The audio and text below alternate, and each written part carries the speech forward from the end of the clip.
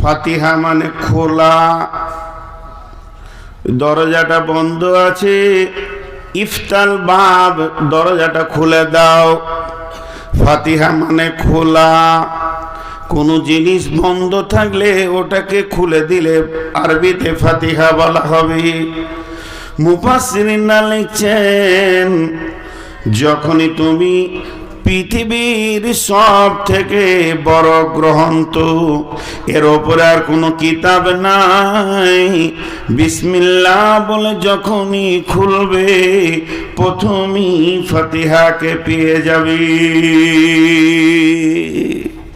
কোরআন খুলতে গেলে কাকে প্রথমে পেলাম? জোরে বলেন, কাকে পেলাম? ফাতিহা। এখান থেকে ওনারা বলছেন গোটাটাই হেদায়াত, হুদাল্লিন নাস হুদাল্লিল মুত্তাকিন। কোরআনকে বলা হয়েছে হেদায়াত, আপনার আমার জীবনের হেদায়াত, অন্ধতাকে দূর করে আলোর পথে চলার নাম কোরআন। আর সেই হেদায়েতের দরজা খুলতে গেলে তার চাবির নাম হচ্ছে ফাতিহা। যদি কেউ ফাতিহাকে ঠিক না রাখে তার দ্বারা হেদায়েতের দরজা খুলবে না। সূরা ফাতিহা নিজেই বলেছেন, ইহদিনাস সিরাতাল মুস্তাকিম, হে আল্লাহ তুমি আমাকে সিধা সরল পথ দেখাও। একজন তাফসীর করতে গিয়ে বলেছে, তুমি সূরা ফাতিহার আমল গোটা কোরআনে করতে পারো, সব জায়গায় মিলবেও। আমি পড়তে পড়তে দুপারা পড়লাম, কাজ আছে রেখে দিলাম, মাঠে চলে গেলাম, কাজটা হলো বিকালে একটু পড়বো, কোরআন শরীফটা খুলছি, তো দ্বিতীয় পারাটা খুললাম, যেখানে আমি শেষ করেছি ওইখানে আঙুলটা দিয়েছি।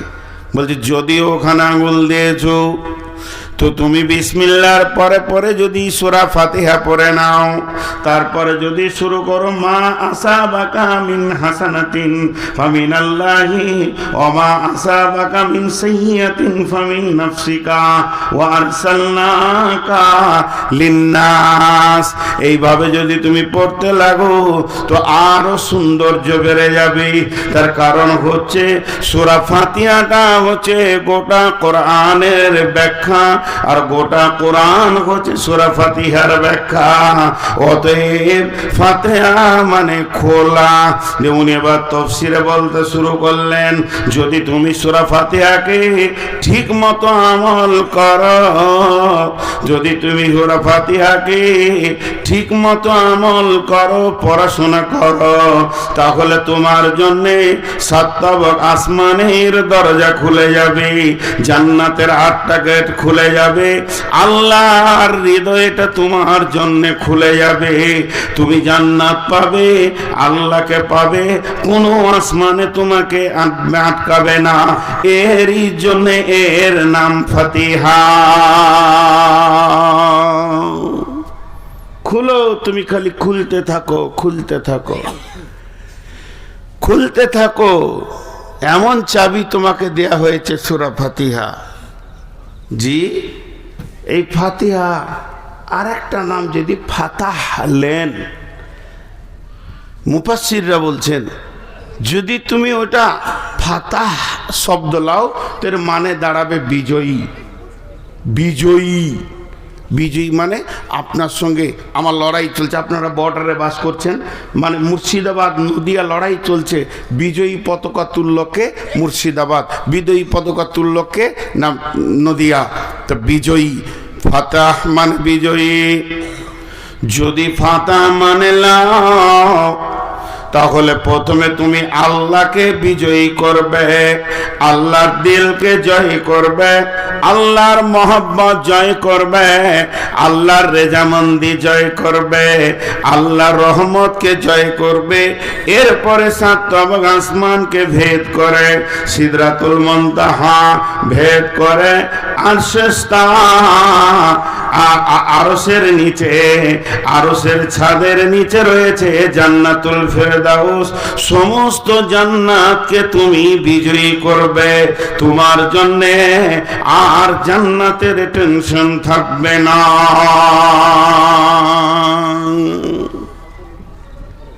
একটা মানে বললাম, আর দু একটা বলি। সূরা ফাতিহার আর একটা নাম হচ্ছে সূরাতুদ দুআ। সূরাতুদ দুআ, সবাই বলেন দুআ। জালসা শেষ হয়ে গেলে বলে মৌলভী সাহেবরা দোয়া করলে না। নামাজের শেষে কি বলে? মৌলভী সাহেব দোয়া করলে না। এই হাত তুলে রব্বানা আতিনা ফাগফির লানা যুনুবানা। জি ভাই, দোয়া করা যায় কি যায় না মুফতিরা বলবে, আমাদের অত বড় ইলম নাই, অন্তত আমার নাই, ও দিয়ে আমি প্রশ্ন আনছি না। কিন্তু পৃথিবীর সব থেকে বড় দোয়া কি? ফাতিহা। জি, একটা জিনিস আপনাদেরকে শোনাই। দীর্ঘদিন ধরে জিহাদ আর টেনশন ছিল সাহাবীদের ভিতরে। যখন মক্কা মদিনা আমান ঘোষণা হয়ে গেল, মা বোন বেটি কান করে শুনেন, যখন মক্কা আর মদিনা ওয়াহাজাল বালাদিল আমিন এই শব্দ এসে গেল, এই শহরে নিরাপত্তা পৌঁছে গেছে, আর ঝগড়া নাই, ঝামেলা নাই, টেনশন নাই, শত্রু নাই, বিপদ নাই।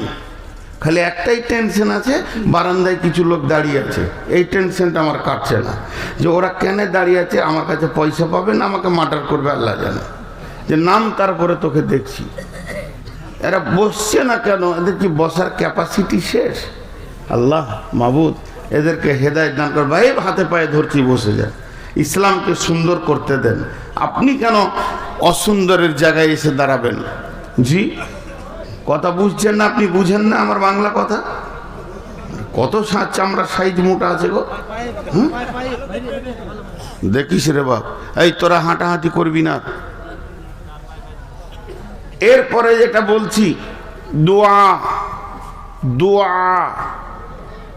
জি, যে এমন একটা জিনিস, সূরা ফাতিহার মতো বড় দোয়া আর নাই। সূরা ফাতিহার মতো বড় দোয়া আর নাই। ওটাই, ওর থেকে বড় দোয়া হতেই পারে না, কারণ ওই সূরাটার নাম সূরাতুদ দোয়া। এখানে একটা ভেজাল কথা আছে আবার। দোয়া, একটা ঘটনা শোনাই। যখন মক্কা মদিনা ফাতে হয়ে গেল, তো আনসারি যারা, আনসার মানে মদদ করনেওয়ালা, এরা চাষ করতে ভালোবাসত, খুব চাষি। এদের মিজাজটা ছিল আপনাদের মতো, খালি আদা রসুন আর ধনে পাট, 12 মাস মাঠকে সবুজ করে রাখা এদের মিজাজ। তো এরা আপসে আলোচনা শুরু করলো, আর জিহাদ নাই, আর টেনশন নাই। তাহলে এখন তো আমরা ধীরে সুস্থে আছি, মক্কা বিজয়ী হয়ে গেছে, আমাদের হাতে ইসলাম চলে এসেছে, ইসলামের হাতে গোটা দেশ চলে এসেছে। তাহলে এখন কি করতে হবে? চল রাসূলুল্লাহ সাল্লাল্লাহু আলাইহি সাল্লামের কাছে যাই, ওখানে গিয়ে বলি গা যে এই মদিনায় যে পাহাড়গুলো আছে, এই পাহাড়ের মধ্য জায়গাগুলো আপনি বাঁধ সিস্টেম করে দেন সরকারি খরচাতে, বৃষ্টি হয়ে ওখানে পানি জমা হবে, ড্রেন তৈরি করে দিয়ে ক্যানেলের মতো মদিনাতে বইয়ে দেবেন, আমাদের চাষ করতে সুবিধা হবে। এই নিয়তে 4-5 জন আনসার রসুলের কাছে গেছেন। রাস্তায় ওরা হাঁটছে, আপোষের মধ্যে কথা বলছে আর হাঁটছে। ও বলছে তুই বলবি, বলছে না তোর বলাটা ভালো, তুই বলবি, তোর বলার মধ্যে ভঙ্গি আছে। বলছে না তুই বলবি। এই বলতে বলতে যাচ্ছে। এই যাওয়াটা, এই চাওয়াটা আল্লাহকে ভালো লেগে গেছে। আল্লাহ জিবরাইল আমিনকে বললেন যে আমার নবীকে এক্ষুনি বলে এসো, কয়েকটা আনসার কিছু চাইতে আসবে। কি চাইতে আসবে এটা বলতে হবে না, কিছু চাইতে আসবে। ওরা আজকে যেটা চাইবে ওটাই মঞ্জুর, আল্লাহ মঞ্জুর করে নিয়েছে। এবার বলেন, যেই জিবরাইল আমিন চলে গেলেন, আর মসজিদের মেন গেটে 5-7 জন কি 8-10 জন ঢুকছে, তো রসুল মুচকি হাসছে যে এদেরই খবরটা এইমাত্র পেলাম। তা আল্লাহ রসুল মুচকি হাসছেন।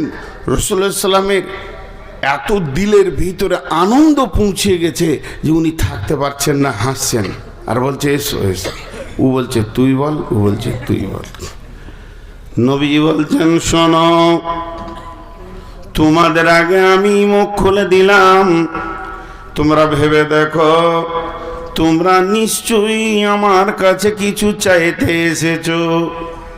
তবে শুনে নাও, তোমাদের চাওয়ার ব্যাপারে আমাদের রব এত আনন্দ হয়েছে, আজকের দিনে তোমরা যেটাই চাইবে ওটাই কবুল হয়ে যাবে। আমাকে না বলতে মানা করে দিয়েছে, তোমরা চাও এবার। ওরা মাথাটা নামিয়ে দিয়ে একে অপরে এরকম করে তাকাইছে আর মুচকে মুচকে হাসছে যে আমাদের প্রতি আল্লাহ খুশি আছে। এটা কত বড় আনন্দের বিষয়, কত বড় আনন্দের বিষয়। তখন বিশ্বনবীকে বলছেন, ইয়া রাসূলুল্লাহ, ইয়া হাবিবাল্লাহ, দয়ার নবী গো, আমরা সত্যি কথা চাইতে এসেছিলাম, তবে আমাদের তো জানা ছিল না আমাদের চাওয়ার ব্যাপারে স্বয়ং আল্লাহ রাজি আছেন। তবে এখন যখন জানতে পেরেছি, আমাদেরকে কিছু সময় দেন, আমরা একটু মসজিদের ভিতরে আপোষ করে নি, আলোচনা করে নি কোন জিনিসটা চাইলে ভালো হবে। এবার শুনে নিয়েছে আল্লাহ রাজি, ধরো মাল চেঞ্জ করবে। এবার বুঝতে পেরেছেন? চালা। নবীজি বললেন যাও চিন্তা ভাবনা করেই বলো। কিছুক্ষণ চুপ করে বসে থেকে আপোষের মধ্যে আলোচনা করে এসে বলছেন, দেখেন এদের সাহাবারা জেলা মাজমাইদের জীবনটা কত সুন্দর। দেখেন আগে সত্য, সব সত্য বলছে। ইয়া রাসূলুল্লাহ, আমরা নিয়ত করেছিলাম যে এখানে একটা ড্রাম তৈরি হবে মদিনাতে, সেখান থেকে ছেঁচের ব্যবস্থা হবে। আর যখন শুনলাম আল্লাহ রাজি হয়ে গেছে, তখন আর এই নদী আর ড্রাম পৃথিবীর কিছু প্রয়োজন নাই। আপনি দোয়া করে দেন ওই ড্রেনটা যেন আল্লাহ আমাদেরকে জান্নাতে বইয়ে দেন। মানে ব্যাকে জান্নাত চাইছে। নবীজি বললেন যাও, মঞ্জুর হয়ে গেছে। চলে গেলেন ওরা খুশি হয়ে, মঞ্জুর হয়ে গেছে, খুশি হয়ে চলে গেলেন। তার মানে একটা জিনিস হচ্ছে, যদিও ভিখারি আমরা, তবুও চাইতে জানি না। চাওয়ারও ভঙ্গি আলাদা হতে হবে, চাওয়ারও কোয়ালিটি আলাদা হতে হবে, কিভাবে চাইতে হবে এটাও জানা দরকার আছে। তো সব থেকে বড় দোয়া হলো হেদায়েত। আমরা যদি এখন আল্লাহর কাছে কিছু চাই, হাজি ভাই 100টা চাইলে একটা দিবে, একটা চাইলে একটা দিবে, 20টা চাইলে একটা দিবে, 10টা চাইলে একটা দিবে। কি নেবেন? কি নেবেন? হেদায়েত। কি নেব? হেদায়েত। আর ওইটাই সূরা ফাতিহাতে আছে, ইহদিনাস সিরাতাল মুস্তাকিম। যে হেদায়েত পেল সে সব কিছু পেয়ে গেল। যে হেদায়েত পেল সে পৃথিবীর সমস্ত জিনিসকে লুটে নিল, আখিরাতের সমস্তকে লুটে নিল, কবরের যত ভালো সম্পদ আছে সব জিনিসকে লুটে নিল। আর যে দুনিয়াতে টাকা পেল, পয়সা পেল, জমি পেল, জায়গা পেল, পুকুর পেল, বাগান পেল, বিবি পেল, ছেলে পেল, মেয়ে পেল, আর নাতি নাতনিতে ঘর ভরে গেল, সোনা দানা টাকা পয়সাতে ভর্তি হয়ে গেল, কিন্তু হেদায়াত পেল না। ওর থেকে কুকুর শুকর অনেক গুণে ভালো। আল্লাহ বলেছেন উলাইকা কাল আনাম বাল হুম আজাল। তোরা চতুষ্পদ প্রাণীর থেকেও নিকৃষ্ট।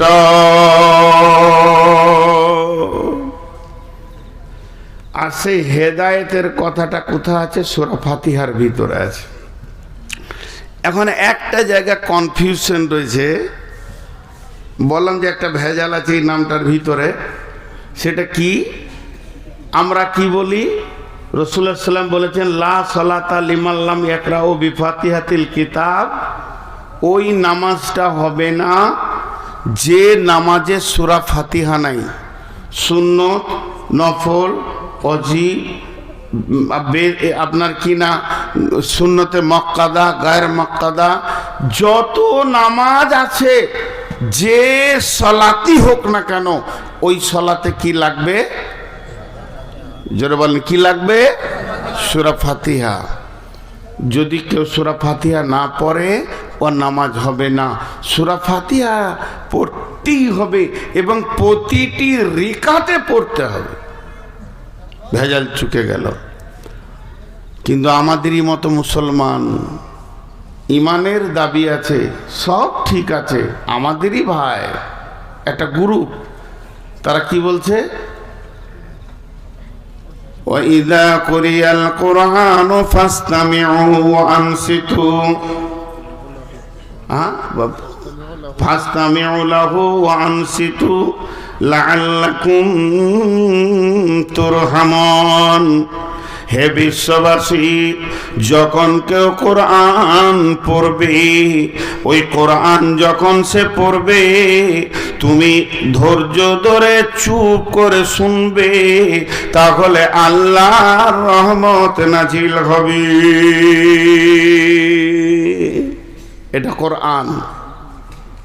খুব ধৈর্য ধরে বোঝা, এখানটা একটু চেষ্টা করেন, আমি কতটা দিতে পারবো জানি না। তাহলে হাদিস আর কোরআন, একটা হলো রসুলের হাদিস আর একটা কোরআন, প্রাধান্য কাকে দেবেন? কোরআন কি দিব? কোরআন আমাদের আগে থাকবে। তাহলে কোরআনকে মেনে আমরা চুপ থাকব। ইমাম যখন সূরা ফাতিহা পড়বে, তখন আমরা পড়ব না, আমরা চুপচাপ শুনব। এখন আমার একটা প্রশ্নটা হচ্ছে, আমি জানতে চাইছি, আমার জ্ঞান কম, বুদ্ধি কম, এই জন্যে জানতে চাইছি।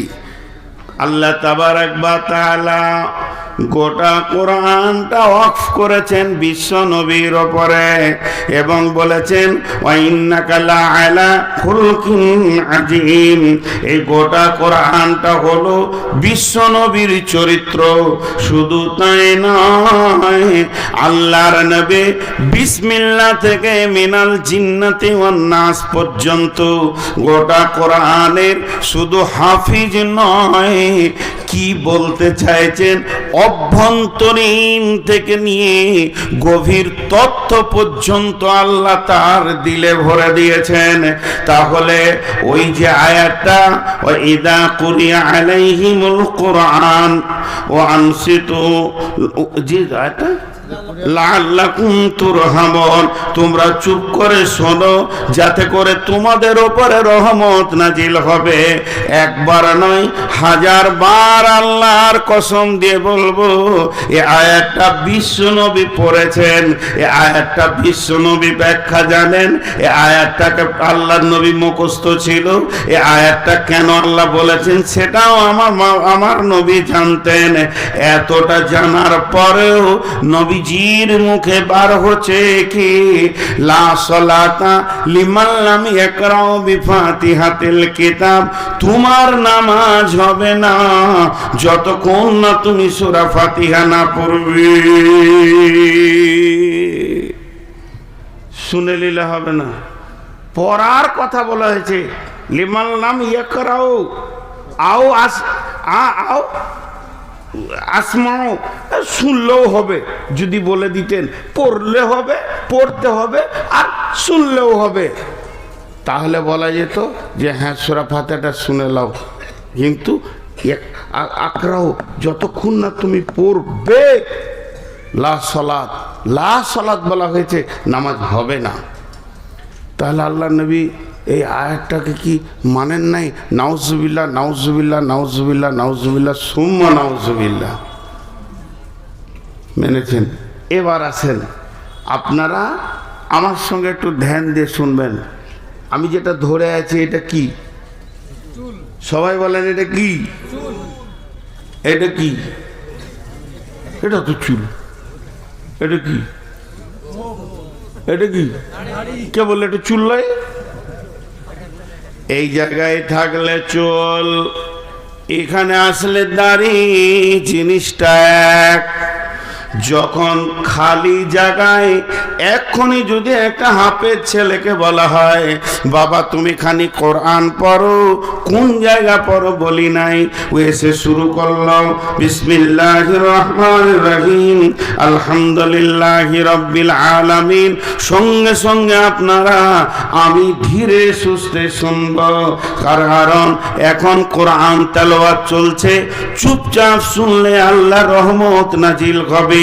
কিন্তু এই সূরা ফাতিহাটা যখন নামাজের ভিতরে পড়া হবে তখন আর কোরআন থাকে না, তখন সূরাটার নাম হয়ে যায় সূরাতুদ দুআ।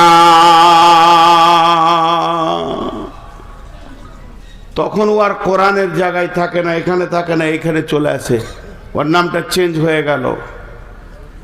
এতক্ষণ ছিল কোরআন স্টেজে, আর যখনই নামাজে শুরু হলো ওর নাম কি হয়ে গেল? দোয়া।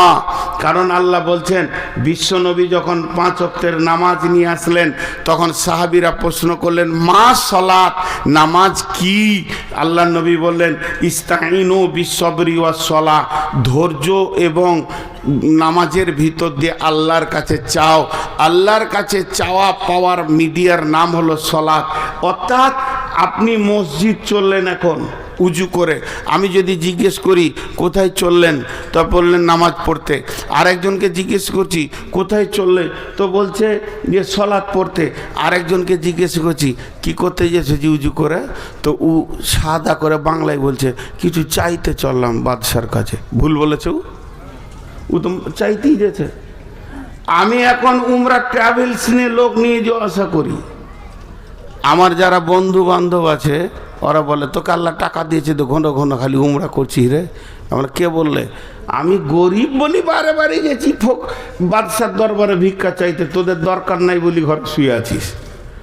তো কোনো লোক যদি উজু করে মসজিদের দিকে যায় আর ওকে যদি বলা হয় এই কোথায় চললে, ও যদি বলে আমি বাদশার দরে ফকির ভিক্ষা করতে চললাম, তো ভুল বললেও কোরআনের আয়াত বলেছে ইস্তাইনু বিসসবরি ওয়াস সালাহ।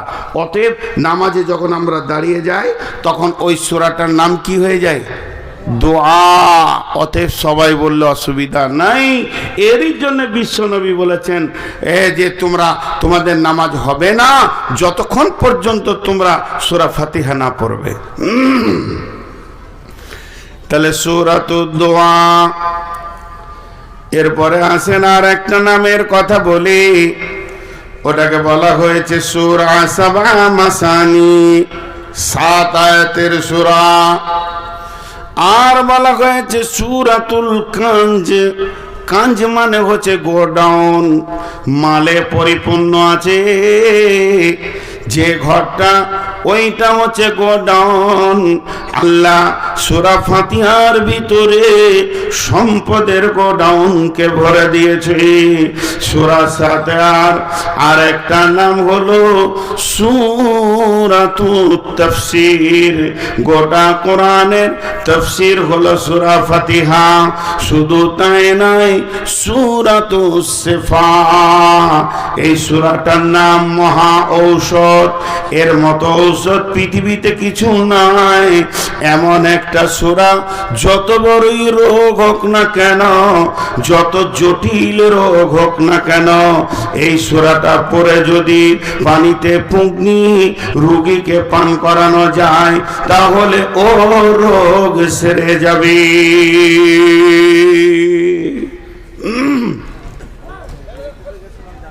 আপনি এখন বলবেন কোথায় গেল পানির বোতলটা, কোথায় গেল? ওরে সুবহানাল্লাহ, ওদের গেল কি করে? কঠিন জায়গায় এসেছি আমি। সুগারের রুগী, জীব জড়িয়েছে, মাঝে মাঝে পানি ছাড়া চলতে পারবো না। ছোট বোতল দিলে তো হয়, এটা যা বেরেল দিয়েছে 2টো লিভার লাগবে। জি আমার সাথে একটু ধ্যান দেন। শিফা, যদি আপনার আমার ঈমান থাকে 100-তে 100, আপনার আমার ঈমান যদি থাকে 100-তে 100, ইমান যদি থাকে 100-তে 100, তা আল্লাহর কসম দিয়ে বলা যেতে পারে জটিল থেকে জটিল রোগ চলে যাবে। এটা কত বড় শেফা বন্ধুরে, সূরাতুস শিফা। আপনি আমি বললেন